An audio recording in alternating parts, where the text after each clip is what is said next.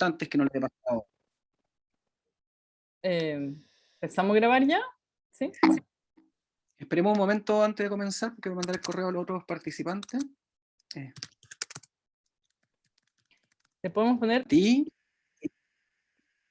y tu texto. Tenemos el placer de acogerlo hoy día en esta segunda mesa del Simposio Filosofía Política, que tenía como invitados, o tiene aún como invitados, a Fernanda Espinosa, que nos acompaña el día de hoy, a Jorge Platas, que estamos esperando que asista, que se incorpora a la reunión, y a Ana María Salazar Carnaval. Respectivamente, Fernanda tiene un texto titulado, una ponencia titulada Retórica Poética de la Justicia, la retórica de la imaginación literaria para los principios de justicia básica en la sociedad. Jorge Platas anuncia una ponencia que esperemos que se materialice, titulada Justicia y Democracia, un acercamiento al pensamiento de Amartya Sen. Y finalmente, Ana María Salazar, con una ponencia anunciada que se titula Justicia Liberal para el plano internacional, equidad, capacidades y afiliación plural. Por de pronto, entonces, somos todos oídos y atención, Fernanda. Quedamos atentos a tu exposición titulada entonces Retórica Poética de la Justicia, la retórica de la imaginación literaria para los principios de justicia básica en la sociedad. Adelante, Fernanda. Muchas gracias. Primero que todo, buenas tardes a todas y todos. Como bien señaló Cristóbal, este es el título del trabajo que les vengo a presentar. Y bueno, me presento, yo soy Fernanda Espinosa, estudiante de licenciatura en Filosofía en la Universidad Católica. Y bueno, como explicación previa, este trabajo lo realicé el año pasado en un seminario, y es parte de un trabajo que estoy realizando que es un poco es más grande que esto, es como una parte de un trabajo que va a tener un desarrollo más elaborado. Y bueno, este trabajo me gustaría que nos hiciéramos la siguiente pregunta, porque la pregunta central que tiene mi trabajo es cómo establecer principios de justicia a través de una verdadera cooperación social que a su vez posibilite la protección de la convivencia. De hecho, esta es la pregunta que yo vengo desarrollando en todo el trabajo, y justamente porque el objetivo que se tiene aquí es entender por qué los seres humanos se reúnen para formar la sociedad política, y cómo hacer que aquello que establezcan los convenzcan, o sea, se convenzan de que los principios que van a establecer van a ser justos para cada uno de los integrantes de la sociedad. Y bueno, por esto, una manera de quizás entender cómo es lo que se ha hecho en la filosofía anterior es respecto a los contractualistas, porque importantes autores desde la modernidad han teorizado acerca de los aspectos que tienen que tener los principios de justicia, han teorizado cómo se tienen que elaborar estos principios, cómo se tienen que establecer, cómo es que las personas van a establecer en su posición inicial principios que los regulen, que regulen su actuar. Y para eso es que posteriormente les voy a presentar más o menos algunos errores a mi juicio que se cometen en las teorías contractualistas, y justamente porque ellos establecen una serie de cosas que se tienen que dar como condición para que el establecimiento de los principios vaya efectivamente en beneficio de cada uno de ellos. Pero si bien uno más que otros, como veremos más adelante, considera que la justicia se tiene que dar, que es el objetivo principal para este establecimiento de principios, no consideran una cuestión anterior, que es con respecto a la retórica, porque la retórica va a cumplir un rol primordial para el establecimiento de los principios, en función de que va a permitir que las personas se persuadan y se puedan convencer de lo que van a establecer va a ser justo. Pero no cualquier retórica, y este es un alcance súper importante, porque tal como lo concibe Aristóteles, la retórica como una técnica oratoria bien puede persuadir sobre cosas absolutamente contrarias, y no necesariamente sobre aquello que va a ser justo o no. Entonces, efectivamente el objetivo no es ese, el objetivo acá es considerar una retórica que a su vez considere y promueva la justicia, y esa no es nada más ni nada menos que la retórica poética de la justicia, porque este tipo de retórica es la que contiene la imaginación literaria que es desarrollada por Martha Nussbaum en su libro Justicia Poética, y de hecho de ahí el nombre Retórica Poética de la Justicia. Y esto porque este tipo de retórica conlleva una imaginación empática que se va también a entender más adelante en el desarrollo de esta exposición. Pero entonces, lo que se sigue de esta exposición es mostrar por qué las anteriores teorías de la justicia, a mi juicio, han fracasado, y con respecto a la mantención de la convivencia por el conflicto que la sociedad presenta al tener que seguir ciertas reglas, y así, para así poder postular que la retórica poética en la justicia es la clave y condición para que una sociedad pueda llamarse justa. Así que, bueno, vamos con la segunda parte, que serían las teorías contractualistas. Las anteriores teorías de la justicia, si bien han tratado de dar respuesta a la injusticia, al desorden, a la desobediencia civil, no han podido comprender que la solución no está únicamente en el establecimiento de ciertos principios que deben respetarse, porque muchos teóricos de la justicia elaboran, como les dije anteriormente, una serie de cosas que se tienen que dar como condición para el establecimiento de los principios y para que luego se respeten, pero llegan como que su teoría llega hasta ese punto, hasta un límite, y no comprenden que la solución no está únicamente en el establecimiento de ciertos principios que deben respetarse para que las partes puedan vivir tranquilamente, sino en el cómo es que los integrantes de la sociedad se convencen de que lo que quieren eventualmente establecer va a significar una verdadera cooperación social por una parte y va a producir justicia por otra. De hecho, esto quizá de manera análoga se puede entender con la Convención Constituyente, porque la Convención Constituyente nos puede ayudar a entender que fue como una motivación de parte de las personas que querían establecer principios de justicia, pero para poder establecer los principios de justicia primero se tienen que convencer qué es aquello que queremos llamar justo. Y esta pregunta es a lo que, a mi juicio, las teorías contractualistas no han prestado mayor atención, sino simplemente en elaborar principios de justicia. Y los errores generalmente que cometen es pensar que las personas, por una parte, se asocian por miedo, como lo cree Hobbes, o para una distribución de ciertos bienes, como lo cree Rawls. Y por miedo, porque el error de esto es que si las personas se reúnen unas con otras para establecer principios de justicia que se regulen únicamente por el miedo, lo que se tiene no es por ningún motivo la empatía social. Y al ser así, lo único que se tiene es un aseguramiento egoísta respecto del peligro que supone el otro. Porque, bueno, bien deben saber que Hobbes concibe que el estado de naturaleza es un estado de guerra de todos contra todos, que se tiene que superar con el establecimiento de ciertos principios que regulan el actuar de los seres humanos que parecen por naturaleza no convivir.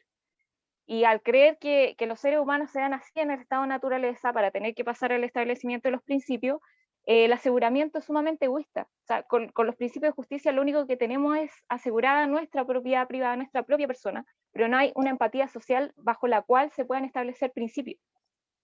Y de esa manera solo hay un atomismo que puede ser destruido en cualquier momento. O sea, si se deja de tener miedo respecto de algo, respecto de la regla, no es necesario, no parece ser necesario que las personas contratantes tengan que seguir cumpliendo los principios que las regulan.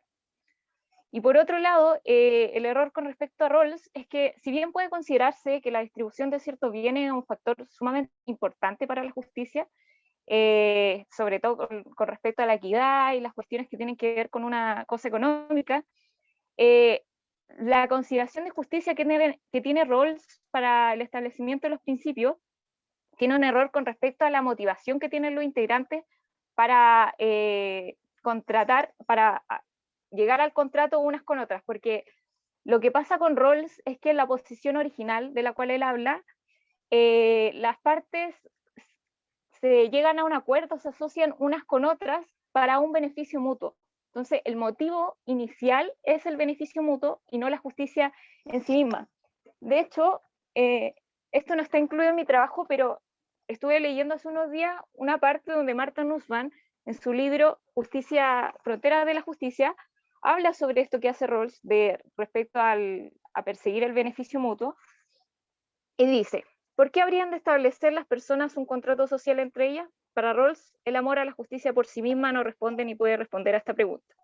Es decir, el punto está en que en la motivación primera que se tiene de las personas para establecer un contrato unas con otras es el beneficio mutuo. Y si no es la justicia por sí misma, entonces no se tiene una base que sea firme, algo que permita que la cooperación social se dé por y para la justicia. Y así tampoco se tiene un bien común verdadero.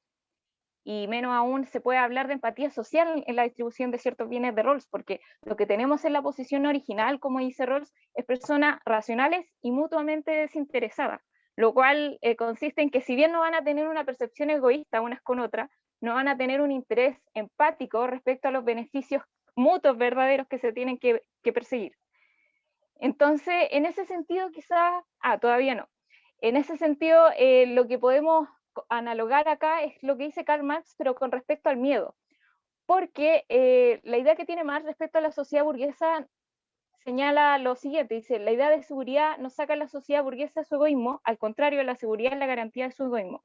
Lo que se tiene con el miedo, en el caso de Hobbes, por ejemplo, que es un error bien grande, al entender que las personas se asocian unas con otras únicamente por esa razón, es pensar únicamente en un ideal de seguridad. Y lo único que se plasma en ese caso, en un contrato social, es el egoísmo, lo cual se puede también entender como un atomismo político. Pero bueno, siguiendo con otro contractualista, quizá el que más se acerca a la consideración de la justicia es Rousseau, porque al diferenciar una agregación de una asociación, diferencia también al sometimiento que hay de la multitud y de lo que es en cambio regir una sociedad.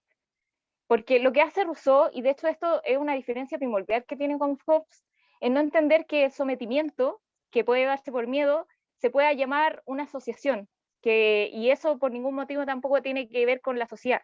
Por eso hace una diferencia esencial entre lo que es una agregación por un lado y lo que es una asociación por otro lado. De hecho, en la página 44 del contrato social dice, siempre habrá una gran diferencia entre someter una multitud y regir una sociedad. Que hombres dispersos sean subyugados a uno solo es, si se quiere, una agregación, pero no una asociación. Entonces, él se acerca de alguna manera a esta consideración de la justicia como base. ¿Por qué vamos a salir de esta agregación y vamos a constituir la asociación por y para la justicia? Se persigue por eso. Pero la explicación que da Rousseau para el paso de agregación a la asociación hace implícita una consideración conflictiva de la gestación de la sociedad civil con la propiedad. Y esto es porque, si bien Rousseau, a diferencia de Hobbes, por ejemplo, considera que el estado de naturaleza es no es un estado de permanente guerra, sino al contrario, un estado de igualdad, donde los seres humanos viven con amor, donde hay empatía, si bien concibe este aspecto positivo del estado de naturaleza, el inicio de la sociedad civil lo explica de una manera problemática, porque dice que cuando la propiedad aparece en el estado de naturaleza, como que el estado de naturaleza de alguna manera se corrompe, y en la medida en que la propiedad aparece en el estado de naturaleza, se gesta de alguna manera la sociedad civil.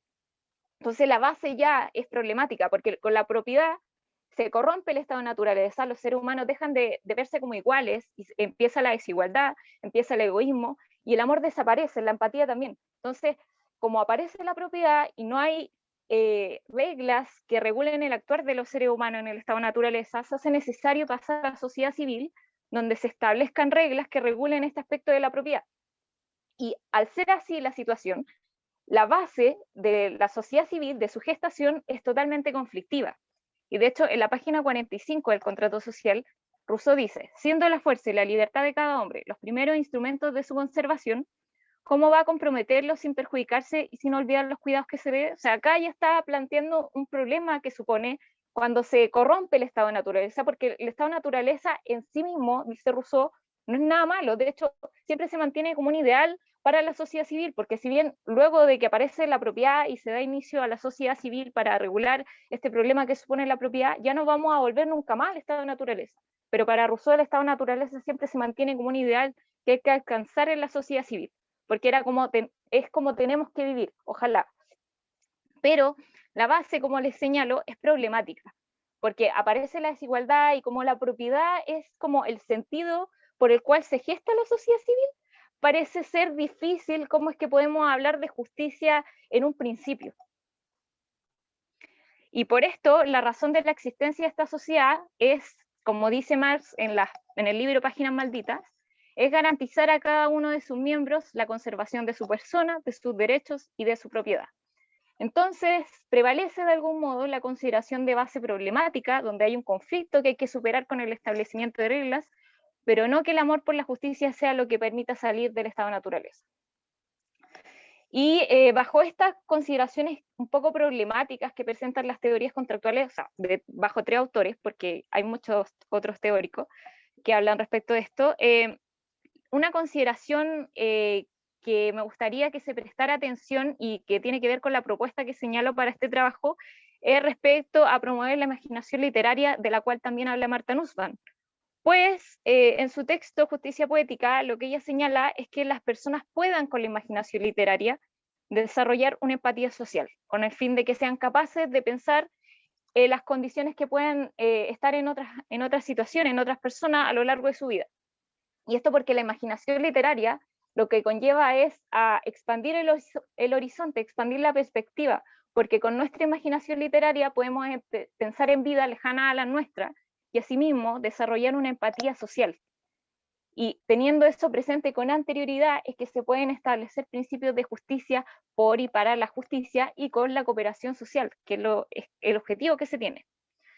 Así que teniendo presente la empatía, a la cual persuade la imaginación literaria, es mucho más fácil hablar de cooperación social porque la empatía promueve la justicia, que es nada más ni nada menos que la justicia vivida en pluralidad.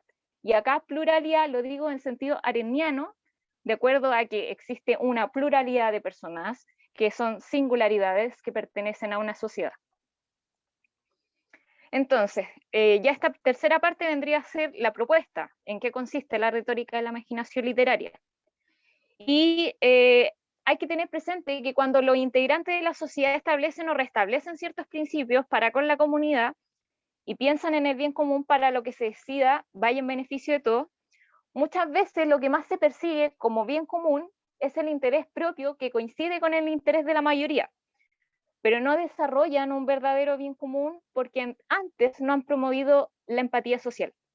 Y por eso es fundamental este aspecto de la empatía, porque comprender la importancia de la empatía social es comprender las cosas que se tienen que dar con anterioridad para el establecimiento de los principios, porque debemos entender también lo que dice Arendt respecto de aquel ser humano que actúa, cuando dice, debido solo a que cada hombre es único, con cada nacimiento algo singularmente nuevo entra en el mundo. O sea, acá lo que trata de decir Arendt es que cada persona tiene la facultad de ser diferente a otra, cada persona tiene con su discurso y con la acción de poder ser una persona nueva, y por eso a través de la palabra y de la acción puede singularizarse dentro de una pluralidad, puede mostrarse como lo que es.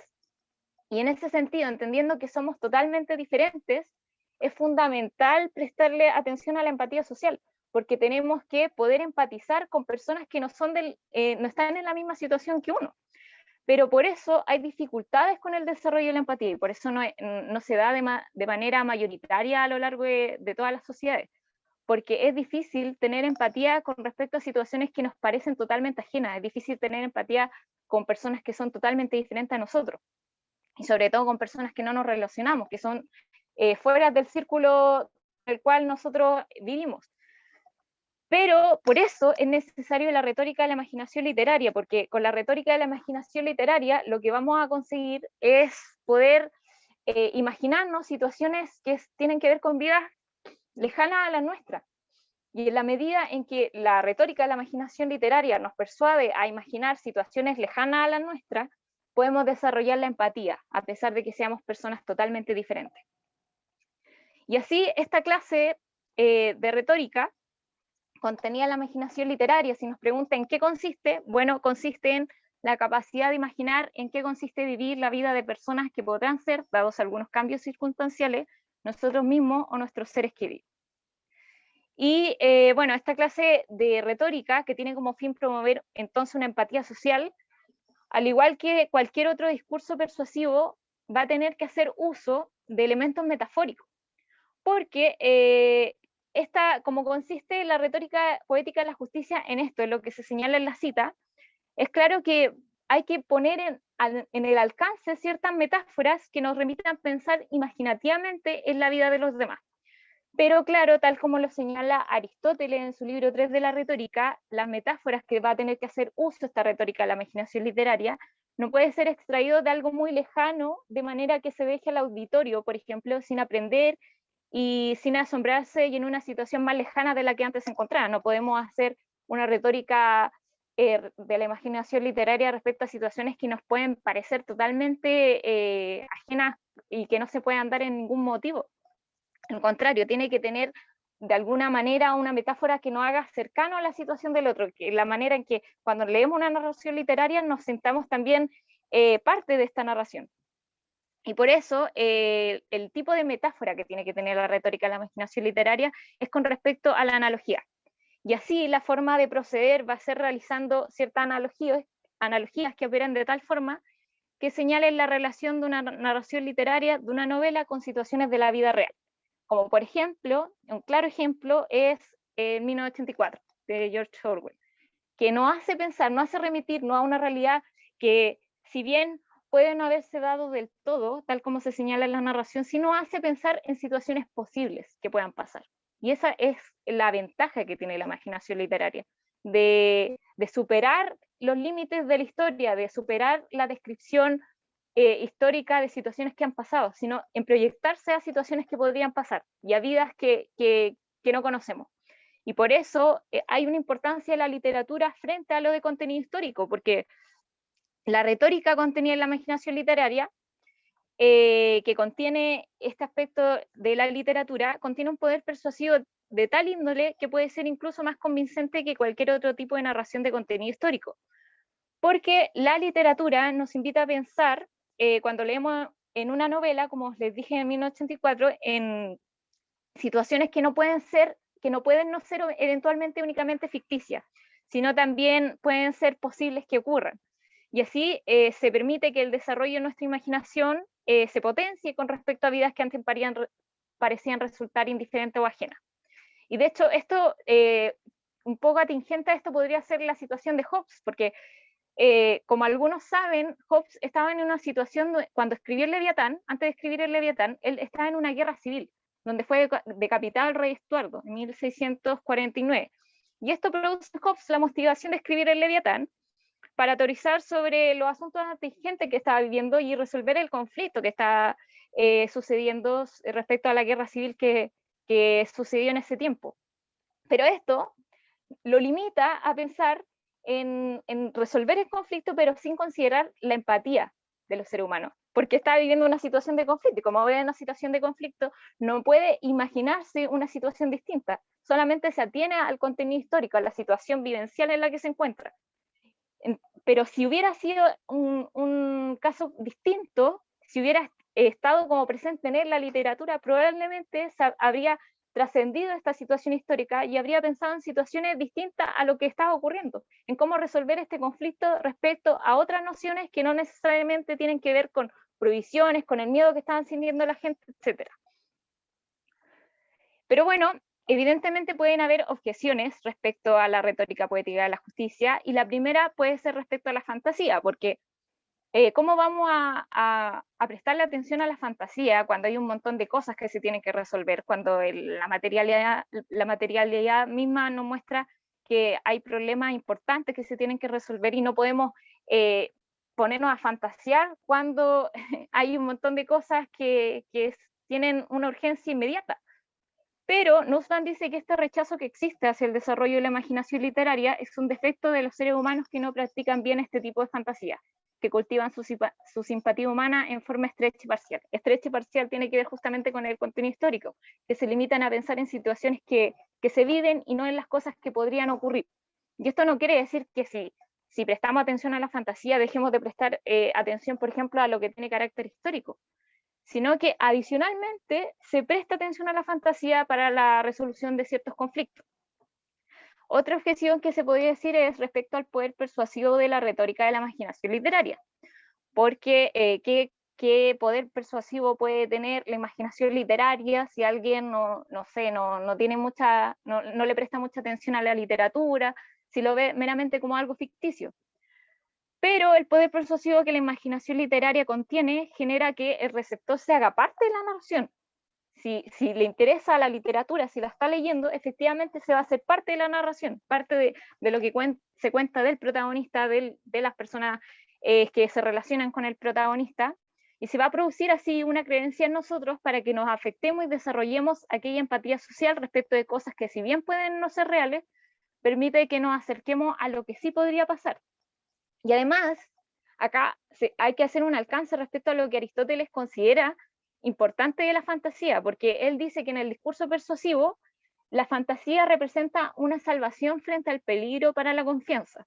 De hecho, dice en su libro Retórica, la confianza es una esperanza acompañada de fantasía, sobre que las cosas que puedan salvarnos están próximas y en cambio no existen o están lejanas las que nos provocan temor.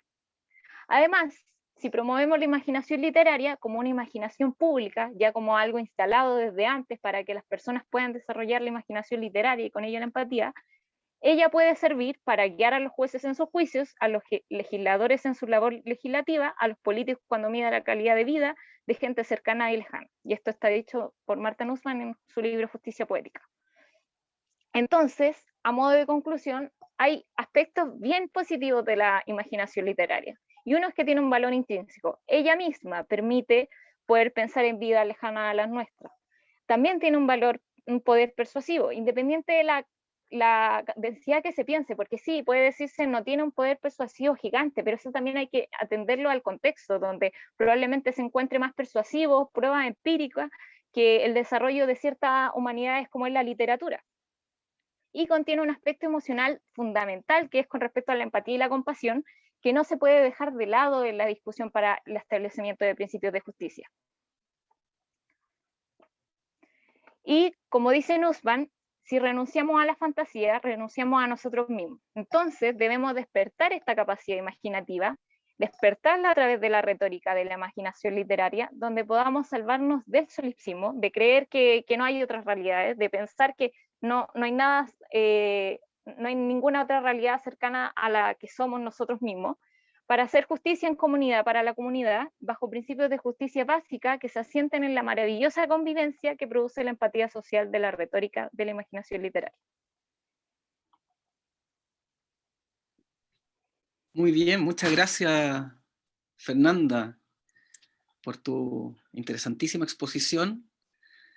Ahora tenemos una oportunidad generosa, digámoslo así, de tiempo para poder discutir tu texto. Así que, bueno, se le entrega la palabra a los asistentes.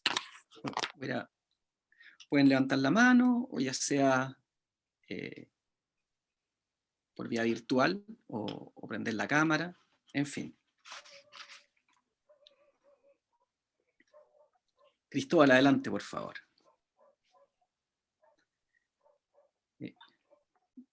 Hay que darle permiso. No, yo creo que tienes permiso para hablar. Trata de hacerlo. No, no puedes. Ya. Ahora deberías poder, Cristóbal. ¿Ahí? Sí. Sí. Ahí está bien. Hola, ¿cómo están? Hola. Bien. Bueno, Gusto verte. gracias por todo. Muy interesante tu exposición, Fernanda. Muchas aristas, muchos momentos. En más de alguno me perdí también. La atención virtual no es la misma que la atención presencial. Me queda dando vuelta una inquietud. Desde un desconocimiento completo del planteamiento de Martha Nussbaum y de muchas de las categorías que tú formulas, así que por eso tiene más bien como la intención de aclararme algunas cosas que no me quedan del todo claras. Cuando hablas de, bueno, son varias las palabras que ocupaste, imaginación literaria, poética de la imaginación, si no me equivoco, pareciera haber ahí una contraposición, llamémoslo así, implícita al menos, entre un discurso, llamémoslo así, factual o relativo a hechos, digamos así, y un discurso literario poético, ¿ya? Y justamente, por lo que entendí, algunas de las críticas que brevemente esbozaste al contractualismo en los tres autores que mencionaste, suponían, entendí algo así como que estos autores no habrían desarrollado esta imaginación poética, esta empatía, por tanto sus principios de justicia, incluso en Rousseau habrían no habrían tenido como base la empatía, algo así. Que eso se desarrollaría, por lo que entiendo, mediante esta imaginación literaria, etc. ¿Ya? si es que entiendo bien eso, ahí me explica si mi punto de partida es correcto. Hay dos dudas que me quedan. En primer lugar, o sea, en verdad una sola duda, pero que tiene dos pies, digamos así. La primera es un tema muy general, que es como el de los géneros literarios en filosofía, porque, o las formas literarias en filosofía, porque, a ver, ¿a qué quiero apuntar? Para decirlo en términos simples. El estado de naturaleza, por lo menos en Rousseau, que es lo que conozco un poco más de los autores que mencionaste, uno lo puede entender como una construcción ficcional, literaria en ese sentido. El estado de naturaleza en Rousseau, por lo que entiendo, no alude a una factualidad, a un hecho empírico, es digamos así, una condición de posibilidad, y como tú muy bien lo dijiste, para pensar un telos de la sociedad civil, una idealización, etc. Entonces, uno podría pensar que ahí ya opera, o esa es mi idea, no opera ya ahí esta ficción, no, yo ocupo la palabra ficción, esta imaginación literaria, poética, que puede abrir posibilidades más allá de la facticidad del discurso. Como te digo, son preguntas bien dispersas, pero bueno, creo que algo se puede entender de lo que, de lo que digo. Sí, ¿respondo al tiro? Ya, bueno, en particular la crítica a Rousseau no es con respecto a que no piense la imaginación literaria. Con él, de hecho, que es un autor que valoro un montón, justamente porque no piensa de manera negativa este supuesto estado de naturaleza. El problema es que la forma en la que inicia la sociedad civil es de manera conflictiva. Entonces, como que pone un conflicto para el inicio de la sociedad civil que a mi juicio no se tiene que concebir si queremos hablar de cómo tenemos que establecer los principios de justicia. Porque cuando habla de que aparece la propiedad en el estado de naturaleza y por eso con la propiedad se corrompe de alguna manera el estado de naturaleza y se gesta la sociedad civil, y hay un conflicto de inicio para pensar cómo tenemos que asociarnos. Porque a fin de cuentas, si pasamos del estado de naturaleza a la sociedad civil, es inicialmente por medio de una asociación. Y en la asociación se establecen principios de justicia que nos regulen y que establezcan este estado civil. Pero la base, ya que establece Rousseau, es un poco implícitamente conflictiva, a pesar de que siempre se tenga este ideal del estado de naturaleza. Pero como que por ahí va mi crítica. Ya. No con No la va imaginación. no va la ausencia de lo imaginario en Rousseau, digámoslo así. La No, de crítica que hecho apunta. ni siquiera lo había pensado y eso es súper bueno porque eso me da más ideas como para seguir desarrollando. Pero no, ni siquiera lo había pensado respecto a eso. Claro. Porque como te digo, perdón, no es que me quiera tomar la palabra, pero me pareció que había como una contraposición implícita en tu exposición. Quizá me tomé de un detalle, pero un poco una contraposición implícita entre un discurso factual que describe, etcétera, Sí, sí. con una intención política, etcétera, teórico-política, y un discurso poético. Yo creo que esa distinción es difícil de sostener. Solamente quería mencionar eso y me parece que el mismo ejemplo de Rousseau, aunque entiendo que tu crítica no iba por ese lado, puede servir para difuminar esa distinción. Pero eso, me encantó tu trabajo, así que muchas gracias. Gracias, Cristóbal. Carolina, tú también tienes una pregunta para Fernanda, entiendo. Sí, tengo varias preguntas en verdad, pero eso en base, sí, son varias. O sea, tengo algunas preguntas y tengo también algunas referencias que le pueden servir en su trabajo. Yo, al igual que Cristóbal, no conozco todas las personas a las cuales tú mencionas, así como tan en detalle. Marta Nussbaum, de hecho, es la que menos conozco. Pero sí hay algunas cuestiones que yo creo que te podrían ayudar en tu investigación. Y parto de la idea de que si tú dices que es una investigación más larga o más extensa, esto sería algo así como un trabajo de fin de carrera, sería como una propuesta para un magíster, porque por las características y la extensión de lo que mencionaste digamos, o sea, igual es un tema complejo, no está tampoco explicado en términos simples, en el sentido de que son varias aristas las que se tocan. Entonces, la primera pregunta que yo tengo, y esta es una pregunta propiamente tal, es cómo se definiría justicia. Parto con esa pregunta porque me ayuda a contextualizar también algunas cuestiones que podrían iluminar que las lecturas que a veces tenemos de los modernos vienen pasadas por un sedazo que nos hace verlos de manera unilateral. Yo creo que, por lo que yo logré seguir también de tu exposición, ese es el caso de Hobbes. O sea, en el caso de Hobbes, primero, la tesis de Hobbes, si bien tiene un origen histórico, es decir, él está situado en un conflicto y desde ahí piensa, en ningún caso se podría decir que es una tesis histórica. De hecho, podríamos decir, el gran éxito de Hobbes es que sigamos hablando de él hoy.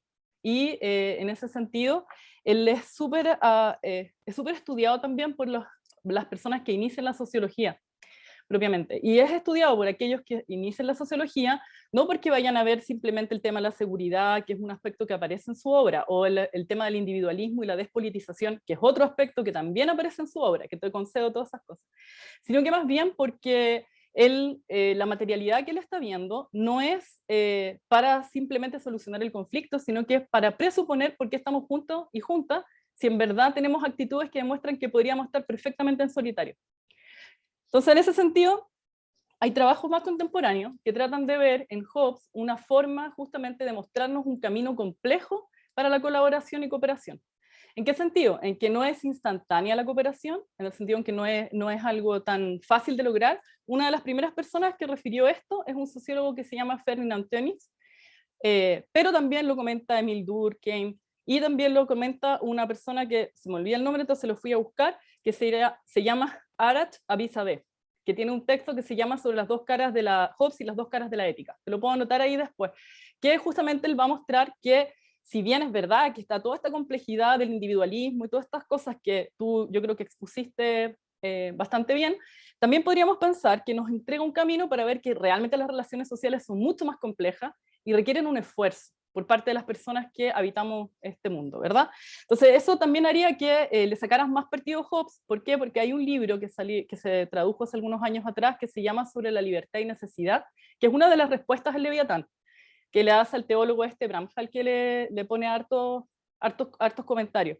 Y en este texto, por ejemplo, Hobbes ocupa Medea para poder hablar, Medea, la tragedia griega, para poder hablar justamente de las emociones.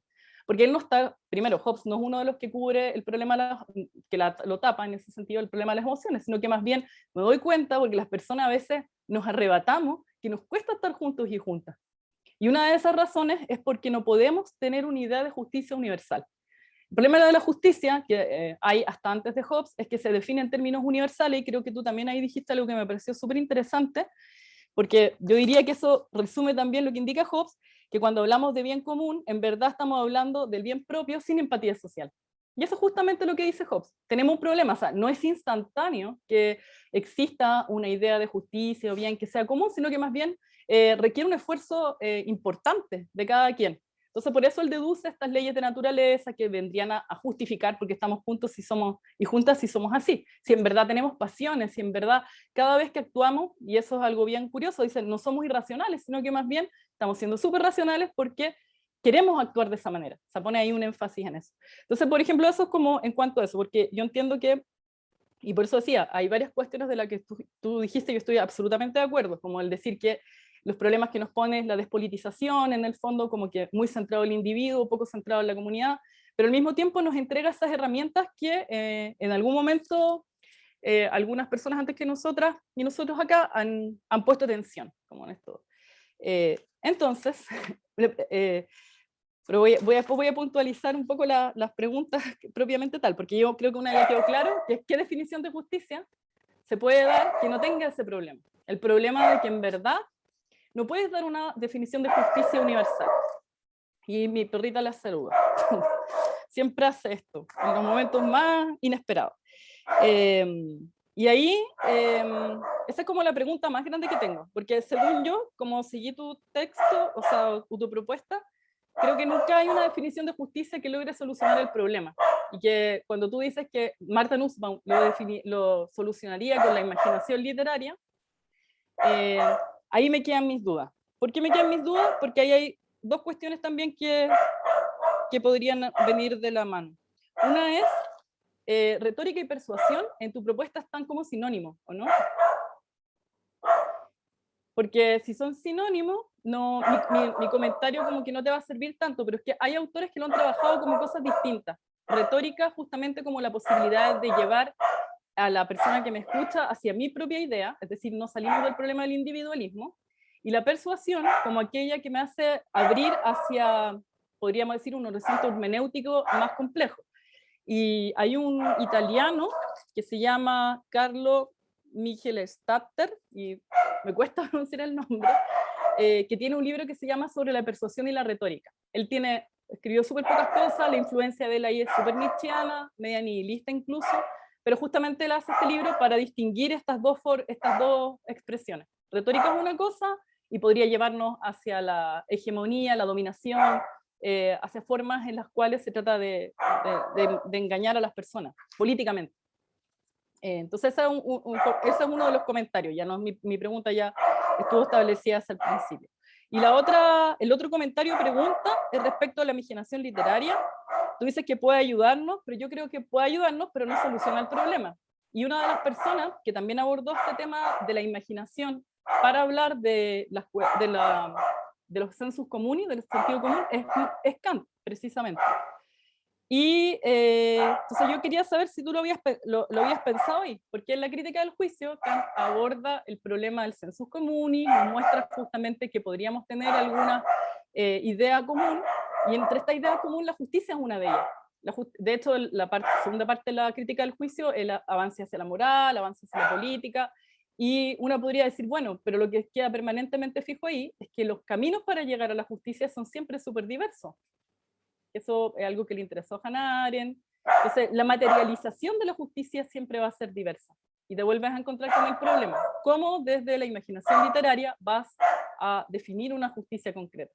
¿Verdad? Yo no tengo la respuesta a ninguna de estas cosas y por eso te las comento, pero creo que ahí está el valor de tu trabajo y esos eran mis comentarios. Ya, muchas gracias, Carolina.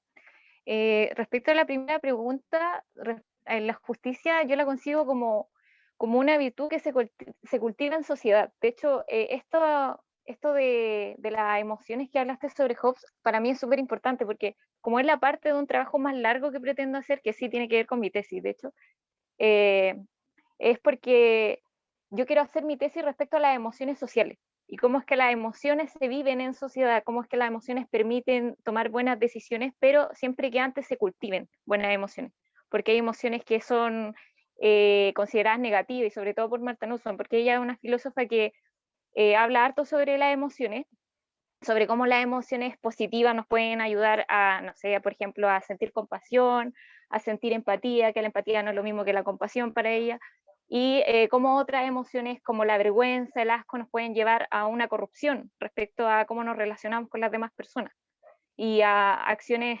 negativas.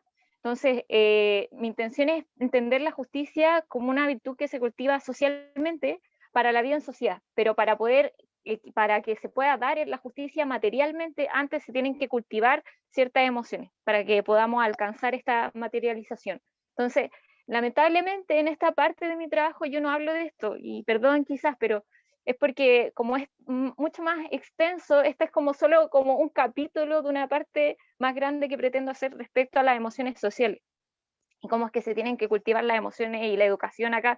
De hecho, esto lo conversaba también con un profesor cuando hice este trabajo, y él también me hizo el alcance de que también para lo que sigue este trabajo yo tengo que hablar sobre la educación, cosa que le encuentro mucha razón, porque no puede funcionar la imaginación literaria, y acá va como lo segundo que me señalaste, la otra pregunta, sobre que la imaginación literaria no soluciona el problema de la materialización de la justicia. Claro, yo igual estoy de acuerdo con eso, porque antes se tiene que dar toda una educación, se tiene que cultivar esta imaginación literaria en las personas para que así se pueda decidir correctamente y para que se pueda aplicar, por ejemplo, si se quisiera en una asamblea constituyente para el establecimiento de ciertos principios. Porque de hecho justo cuando hice este trabajo como que en paralelo estaba ocurriendo esto y pensaba en esto.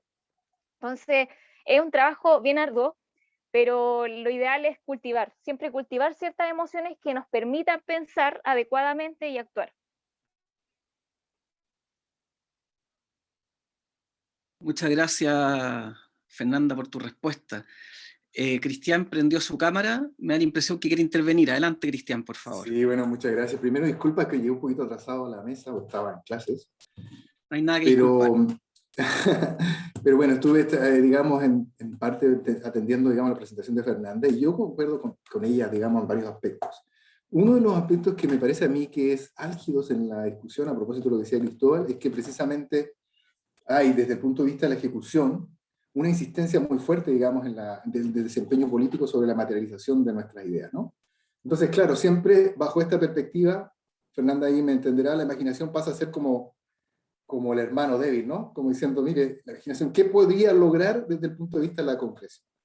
Pero justamente el ejemplo que pone Fernanda, y en ese sentido, por eso quería hablar, para apoyarla, digamos, en esa moción, sobre el proceso constituyente en el que nosotros estamos embarcados como país en unas circunstancias de no existencia. Es decir, donde no hay materialidad. Porque todo lo que signifique la discusión, digamos, del nuevo contrato social que va a regir nuestra convivencia social y política no está en ninguna parte, más que en las intenciones de quienes participan, ¿cierto? Más en aquellas ideas previas que todas estas personas que están participando directa o indirectamente en el proceso constituyente pueden declarar. Entonces, en ese espacio de lo que no hay, la posibilidad de recrear, digamos, de diseñar, de ensayar, Paul Ricoeur tiene mucho, digamos, esta idea en el tema de la imaginación, tiene mucho esta idea de que gracias a la imaginación, bajo esa condición fundamental a partir de la cual nos contactamos, por ejemplo, con las estructuras de sociedad fundamentalmente simbólicas, ¿ya? La imaginación cuenta como una capacidad que permite incorporarse a esas dimensiones no materializadas, pero que son tan vitales para la convivencia social y política. Bueno, en ese espacio de recreación uno se da la oportunidad de ensayar, desde el punto de vista imaginativo. Ensayar significa ver cómo sería esto poniéndose en lugar de gente que uno no ve, porque la materialidad no siempre juega desde el punto de vista de las decisiones. Y en ese sentido me hace mucho sentido lo que comenta Fernanda acerca de esta posibilidad que la imaginación da para precisamente recrear esos espacios no concretos, pero que son fundamentales para la proyección de lo que ha de venir, que no está escrito en ninguna parte. O sea, esa capacidad imaginativa, que en este caso los integrantes de la Convención Constituyente puedan también incorporar a sus procesos reflexivos, digamos, o de participación, de toma de decisiones, o de propuestas, me parece a mí que hacen de esta capacidad un elemento fundamental. Eso quería decir por mi parte. Felicitaciones, Fernanda, por tu presentación. Muchas gracias. Adelante, Cristian. Fernanda, te escuchamos. Nada, solo quería agradecer los comentarios de Cristian. Me siento súper bien con eso. Aparentemente Carolina quiere intervenir nuevamente. Adelante, Carolina. Sí, ando buscando una referencia de un libro, pero cuando la encuentre la voy a anotar ahí, que le va a interesar a Fernanda, pero seguramente también a Cristian por lo que acaba de decir, que es un libro que se trata justamente de el ejemplo de lo no reglado. ¿Qué es lo que quiere mostrar ahí? Es justamente ese espacio que se da antes de que aparezcan las reglas para que aparezca, digamos, para generar esto previo. Y hay dos textos que son interesantes dentro de ese libro. Uno es sobre Rousseau, justamente, que es lo que aludía Cristóbal antes, y el otro es sobre Kant, para distinguir entre ejemplo y ejemplaridad. Yo creo que esos podrían ser ilustrativos de esto. Pero mi pregunta sobre la justicia y la materialidad va por el énfasis que le ponías a Rawls en un principio. Porque si vas a dialogar con filósofos como Rawls, que por ejemplo es otro de los que yo no conozco tanto en esa línea, si tienes que ponerle algún peso en el tema de la materialidad, si no vas a dialogar con él, a lo mejor deberías explicitar por qué no lo vas a hacer y que vas a ir por otro camino. Estas son cuestiones que más bien van, como yo lo dije en un momento, pensando que el trabajo de Fernanda es un trabajo que tiene mucho potencial y se puede disparar hacia más lados, entonces es mejor que vaya afinando algunas de sus cosas. Pero ese era mi punto respecto de eso, o sea, ¿por qué le aludía a la justicia en su materialidad? Sobre todo porque el texto partía diciendo que del contractualismo tomaba dos presupuestos particulares, que eran Hobbes y Rawls. Y si no hay materialidad aquí, a mí me genera la misma pregunta, que es ¿qué es la justicia? Parece como Trasímaco vuelto a meter en cualquier momento, ¿verdad? Pero al fin y al cabo, creí entender en el trabajo que se quería dar una definición de justicia que fuera distinta a la que habían dado los contractualistas. Entonces, mi pregunta sigue vigente entonces, y ahora con un poco de más fuerza, porque ya si no nos podemos contentar simplemente con, o sea, nunca vamos a hablar de la materialidad, entonces, ¿hay alguna definición de justicia que se está manejando o definitivamente eso es la incógnita del trabajo? Porque puede ser que sea todavía una incógnita. lo que había dicho es que la justicia, yo la quiero entender, de hecho acá sigo a Marta Nussbaum, pero porque Marta Nussbaum también tiene una visión aristotélica respecto, no sé, por ejemplo, Marta Nussbaum en La fragilidad del bien, que otro texto bien importante que tiene, habla de la fragilidad de los bienes exteriores, de los cuales también habla Aristóteles, y señala, por ejemplo, que para Aristóteles la justicia no se puede hacer sin ser justo con alguien. Entonces, la justicia se da socialmente. Y en ese sentido yo entiendo la justicia como una virtud que se cultiva socialmente. Pero sí, claro que entiendo que tiene que darse materialmente, pero para esto primero tengo que terminar como este desarrollo, esta idea, para poder hablar de cómo es que cultivamos ciertas emociones que nos van a permitir ser justos con los demás. Porque yo no puedo ser justo, no puede haber como una justicia abstracta, por supuesto que no. Tiene que ser una justicia para los otros y con otros. Así que si hay una definición que así preliminar que puedo tener hasta el momento, porque como digo de nuevo, es un desarrollo bien largo que tengo que poder como analizar de mejor manera, viendo como cada punto, cómo tengo que desarrollarlo, pero todo se resume en hablar sobre las emociones sociales. Es, la definición preliminar sería que es una virtud que se cultiva socialmente para la vida en sociedad.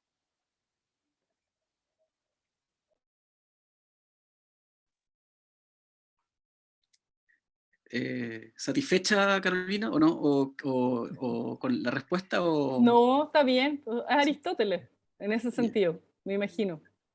Ya. Hay... Sí, no, disculpa Cristóbal, solo comentar un elemento que Adelante, adelante. me ha hecho pensar lo que dice Carolina. Respecto a esta recuperación, digamos, de las emociones como Fernanda lo presenta, digamos, en los procesos políticos. También desde Marta Nussbaum se puede decir, ¿no? Para Marta Nussbaum las emociones tienen un carácter cognitivo. Eso es muy interesante y Sí, muy importante, digamos, la definición, porque claro, aparece sino como la idea que a partir del factor imaginativo movilizado por las emociones, pareciera que podrían ir por cualquier parte, ¿no? O sea que como en el fondo del me siento bien o no me siento bien con... Entonces como que no hay una arraigable normativa desde el punto de vista de la configuración de una justicia desde la imaginación o desde la emoción. Pero claro, eso tiene sentido porque también Aristóteles tiene sentido de que las emociones generan razones, argumentos. ¿Vale? Entonces las emociones tienen el carácter también cognitivo y evaluador. Permiten identificar, principalmente desde el punto de vista de desarrollo moral, permiten, digamos, identificar los procesos morales que acompañan las decisiones. O sea, por ejemplo, ante un fenómeno de injusticia, sin el fenómeno emotivo de la compasión, sería imposible reconocer, o más difícil reconocer, ¿cierto?, esa injusticia cometida. Y por tanto sería más difícil reconocer el valor al que hay que aspirar para la superación de ese hecho, de ese acontecimiento. Entonces, en ese sentido, las emociones también tienen en el pensamiento de Marta Nussbaum un sentido bastante fuerte. Y no solo, digamos, de acompañar un proceso con la liviandad del hoy cuánto nos queremos, no, porque eso es importante, no, sino que las emociones tienen ese carácter evaluativo y cognitivo fuerte. Fernanda, ¿algún comentario a la intervención de Cristian? sí, quiero agregar eso mismo, que bueno, es que de nuevo en esta parte no hablo sobre las emociones particularmente, porque esta sería como una parte posterior a una parte inicial donde hablo de las emociones, pero sí, va justamente de la mano con lo que dice Cristian, porque las emociones, y rescato lo que dice Marta Nussbaum, su concepción es cognitiva evaluadora, tiene que ver con juicios de valor, y acá su concepción por eso es como neoestoica, porque consigue que los juicios de valor se hacen respecto de cosas que no tenemos completo control, y nos hacen, las emociones de hecho nos hacen ver nuestra situación vulnerable, que somos seres vulnerables por naturaleza. Y es súper interesante la concepción que tiene Marta Nussbaum, porque nos permite ver cómo es que sentimos emociones respecto de cosas que nos importan, cómo es que las emociones tienen que ver con las creencias, y también tienen que ver con el contenido eudaimónico respecto a el alcance del pleno bien, de la eudaimonía. Y acá de nuevo es bien aristotélica para hablar de esto. Entonces, al final, si concebimos las emociones, por ejemplo, como una cuestión que tiene que ver con la eudaimonía, efectivamente tiene que ver con el todo. Y por eso es que yo hablo de emociones sociales y luego, posterior a esto, paso a hablar de cómo es que las emociones, o en el caso de la retórica de la poética de la justicia, puede ayudarnos a establecer principios de justicia para el todo. Así que eso, ese era el alcance. súper. Hay más personas presentes, está Andrés Bovenreith, Andoni, Javiera, Fernanda.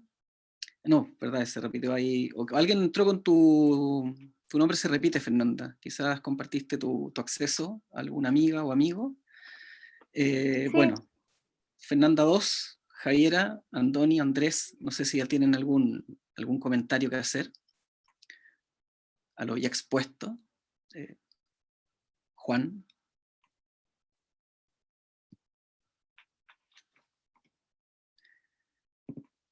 Bueno.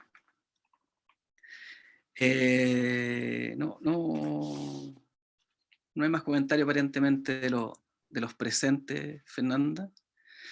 Yo, en lo personal, quiero felicitar tu exposición, ¿no? Como moderador, me parece que fue muy clara y muy estimulante, muy coherente. Me parece que desarrollas bien tu crítica de los contractualistas. Me parece interesante y me parece productivo esta crítica de los motores, digámoslo así, de los problemas de la motivación que tú levantas. También la crítica que tú mencionas a una cierta fragilidad del lazo social que proviene de esa simiente individualista, digamos eso. Hay otros pensadores que ya lo han diagnosticado oportunamente, como Hegel, por ejemplo, la fenomenología del espíritu. Pero quizás, si en lo personal, si yo tuviese que hacerte una crítica a tu exposición, que a mí me parece muy interesante, esta idea de que de darle un asidero en el cuerpo, que es donde se encuentra la empatía asociada a las emociones, ¿no es cierto?, y a los sentimientos, y anudar por esa vía el lazo social de una manera más productiva que el miedo o que unos meros resortes utilitaristas que estarían detrás de la distribución de bienes, la idea de Rawls. Me da la impresión que eso es lo que quieres tú levantar, digámoslo así. Hay tres argumentos que yo creo que quizás tendrías que amarrar con más fuerza. Por un lado, la idea, hay un cierto riesgo especulativo de la empatía, como tú lo presentas. Es decir, la idea de una imaginación productiva, de una imaginación literaria, que nos lleve a lograr ese vínculo empático, parece demasiado abstracto, ¿no es cierto?, para anudar algo tan delicado como el lazo político. Yo estoy de acuerdo con Carolina en el sentido de que ahí existe una cierta potencialidad de la empatía que puede ser complementaria a la dimensión reglada de la interacción humana, de la dimensión normativa de la relación humana, que presuponen siempre una cierta capacidad de ponerse en el otro, y que la regla nunca termina por desarrollar plenamente. Yo encuentro eso un comentario interesante el que te hace Carolina en ese sentido.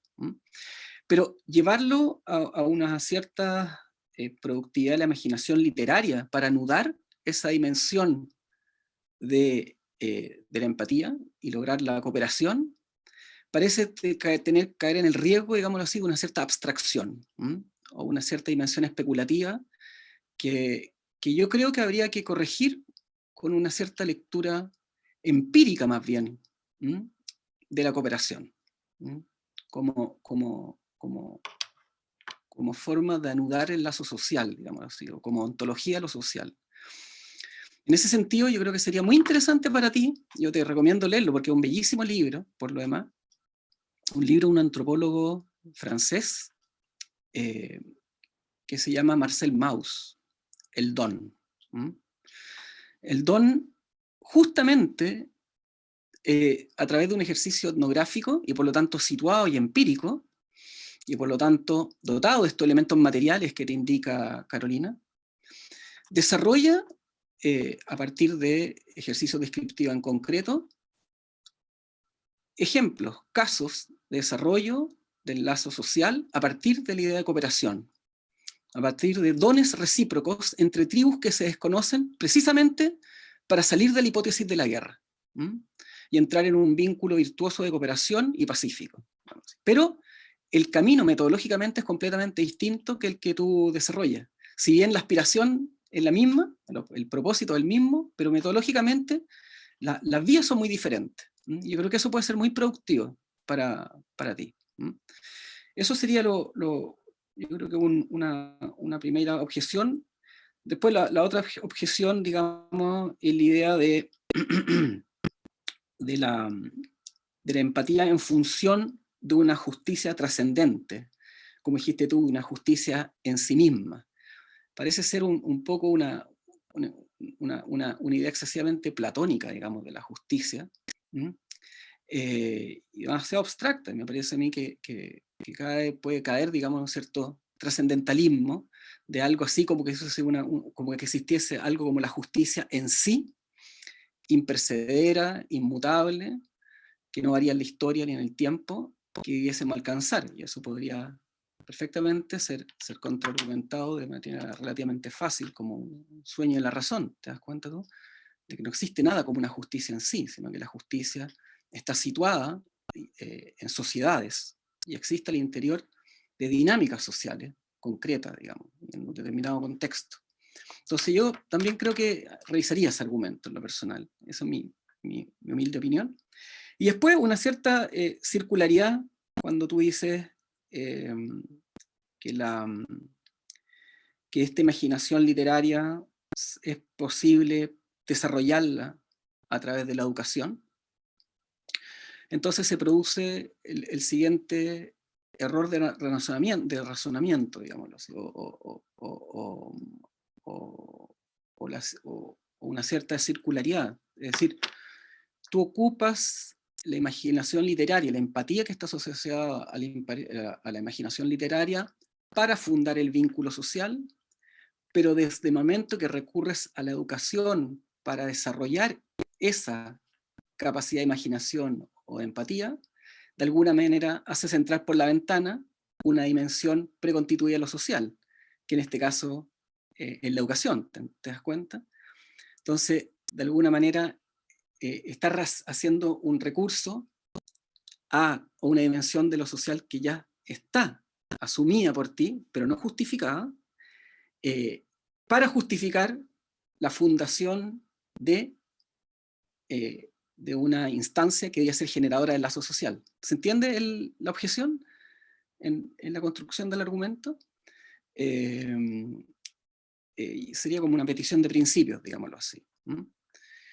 Pero sin perjuicio de eso, Fernanda, yo no quiero desanimarte con estas objeciones, todo lo contrario, más bien fortalecer tu investigación porque me parece que es tremendamente interesante. Y celebro el coraje, digámoslo así, de levantar esos argumentos contra pensadores tan potentes como Rawls, como Hobbes.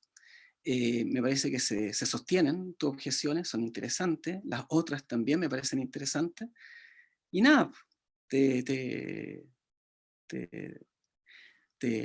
celebro tu exposición, muy clara, muy ordenada, muy bien desarrollada, muy bien argumentada, y que estoy seguro va a llegar a buen puerto. Eso. Muchas gracias.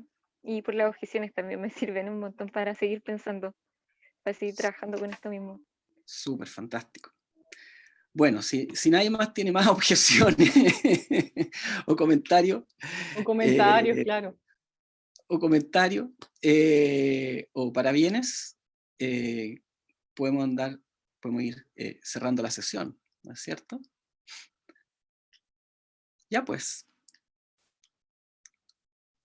Damos por finalizada entonces esta mesa número 2, que originalmente tenía presupuestado tener 3 ponencias. Lamentablemente los otros 2 expositores no aparecieron, desconocemos las razones. Te agradecemos, Fernanda, por tu exposición el día de hoy, a los asistentes, y bueno, quedan cordialmente invitados para seguir el congreso en el resto de las mesas. Eso.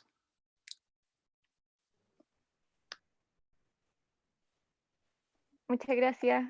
Felicitaciones de nuevo. Que estén todos muy bien. Adiós, Andrés, que estén muy bien. Felicitaciones. Un placer. Chao, Felicitaciones. gracias. Felicitaciones, Juan. Chao. Chao, Carolina. Bien. Nos vemos después. Ya pues. Chao, chao. Chao, Cristóbal.